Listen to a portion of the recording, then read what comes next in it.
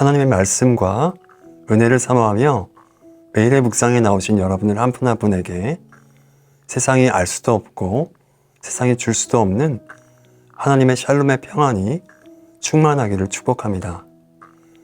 오늘 우리에게 주시는 생명의 양식은 이사야서 9장 6절의 말씀입니다. 이는 한 아기가 우리에게 낳고 한 아들을 우리에게 주신 바 되었는데 그의 어깨에는 정사를 메었고 그의 이름은 기묘자라 모사라 전능하신 하나님이라 영존하신 아버지라 평강의 왕이라 할 것임이라. 이사야는 구약시대에 손꼽히는 선지자요 대예언자 중 한 사람이었습니다. 이사야 선지자는 예수 그리스도가 이 땅에 오시기 700여 년 전에 메시아의 탄생과 그분이 행하실 일들을 예언한 선지자입니다. 구약시대에 대략 30여 명의 선지자들이 메시아의 오심을 예언했는데 그중 가장 구체적이고 정확하고 자세하게 예언한 선지자가 바로 이사야 선지자입니다. 오늘 본문 말씀 이사야서 9장 6절이 바로 그 예언을 담고 있는 중요한 말씀입니다. 죄로 말미암아 환난과 고통과 흑암 가운데 있는 주님의 백성들에게 빛과 소망으로 오실 예수 그리스도의 구원과 회복의 메시지를 이야기하고 있습니다. 이사야서 9장 2절입니다. 흑암에 행하던 백성이 큰 빛을 보고 사망의 그늘진 땅에 거주하던 자에게 빛이 비치도다. 그리고 장차 오실 메시아 예수 그리스도가 어떤 모습으로 오실지 본문 6절에 자세하게 나와 있습니다. 이는 한 아기가 우리에게 낳고 한 아들을 우리에게 주신 바 되었는데 그의 어깨에는 정사를 메었고. 빛으로 오실 아기 예수 그리스도가 그 어깨에 정사를 메었다라고 하는 표현은 다스리는 모든 권세가 그에게 있다는 것을 의미합니다.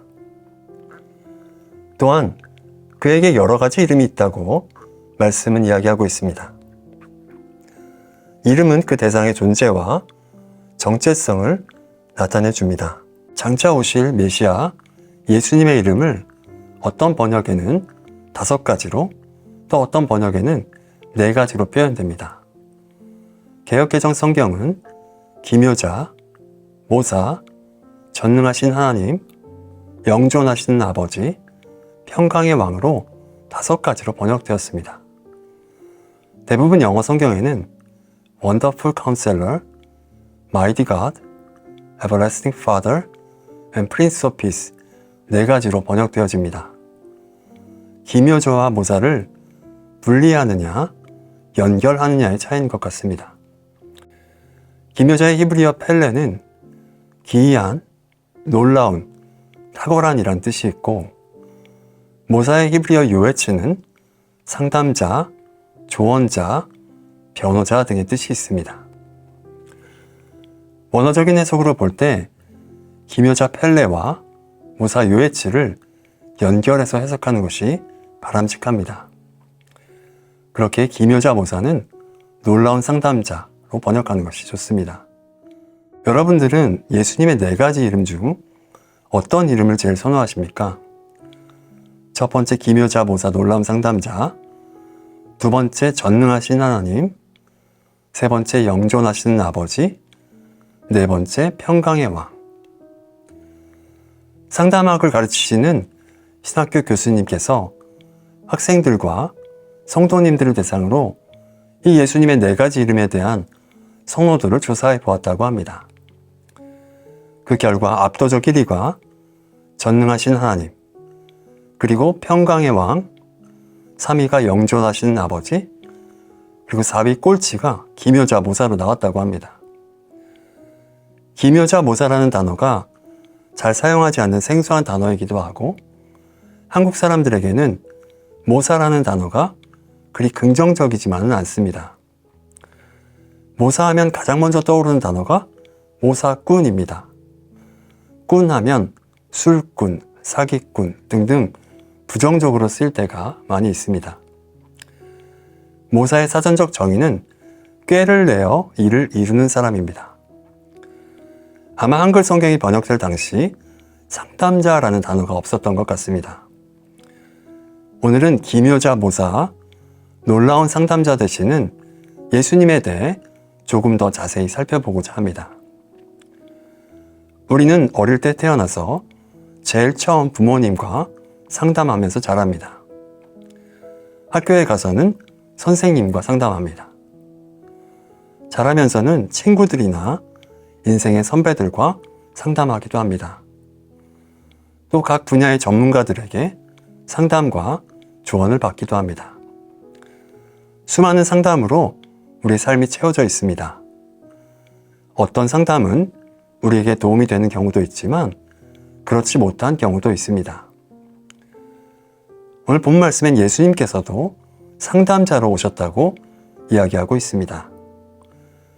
상담해 주는 사람은 상담자라고 부르고 문제 해결을 위해 도움이 필요한 사람을 내담자라고 합니다. 상담의 목적은 내담자의 고민과 문제들을 상담을 통해 해결하고 덜어내는 것이라고 할 수 있습니다. 예수님의 상담의 원리도 그렇습니다. 예수님의 상담의 원리를 가장 잘 설명해 준 성경 말씀이 있습니다. 우리가 잘 아는 말씀, 마태복음 11장 28절부터 30절까지의 말씀입니다. 수고하고 무거운 짐진 자들아, 다 내게로 오라. 내가 너희를 쉬게 하리라. 나는 마음이 온유하고 겸손하니 나의 멍에를 메고 내게 배우라. 그리하면 너희 마음이 쉼을 얻으리니 이는 내 멍에는 쉽고 내 짐은 가벼움이라 하시니라. 예수님의 상담 원리는 수고하고 무거운 짐진 자들의 짐을 덜어주시고 참된 쉼을 주시는 것입니다. 삶에 문제가 있을 때 내게로 와서 나랑 상담하자. 내가 너희를 쉬게 해줄게 라고 우리에게 말씀하시고 초청하시고 계십니다. 예수님이 말씀하시는 수고하고 무거운 짐은 어떤 특정한 부분의 문제가 아닌 우리 삶의 모든 문제입니다.